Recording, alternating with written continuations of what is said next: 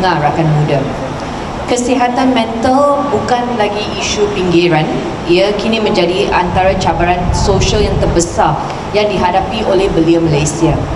Kajian yang dijalankan oleh Institut Penyelidikan Pembangunan Belia Malaysia (IRIS) menunjukkan bahawa tahap kesihatan mental belia Malaysia berada pada tahap sederhana memuaskan dengan skor 71.91. Namun di sebalik angka ini, tersirat satu realiti yang kita kena tangani bersama. 1 daripada 4 pelajar berumur 13 hingga 17 tahun dilaporkan berdepan perasaan murung.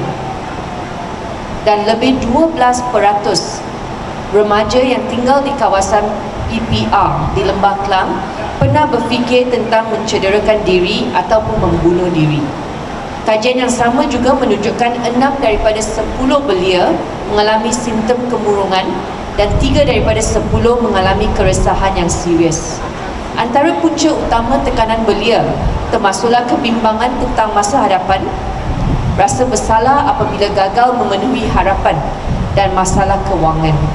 Banyak yang memendam kerana takut disalah anggap atau tidak tahu ke mana harus dituju untuk meminta pertolongan. Bersempena Hari Kesihatan Mental Sedunia yang disambut pada 10 Oktober, KBS menerusi Jabatan Belia dan Sukan Negara mengambil tindakan proaktif dengan meluncurkan projek Dengar Rakan Muda, sebuah platform sokongan emosi dan sosial secara percuma.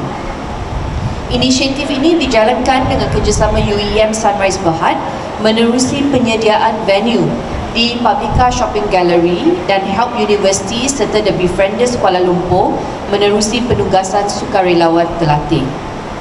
Projek Dengar Rakan Muda diwujudkan bagi menyediakan ruang selamat di mana belia boleh datang untuk berkongsi dan didengari tanpa penilaian, tanpa stigma, tanpa prejudis dan segala interaksi adalah sulit. Sesi ini akan berlangsung secara percuma pada Sabtu minggu pertama setiap bulan, bermula jam 10 pagi hingga 2 petang di Publica Shopping Gallery di sini, mulai 1 November.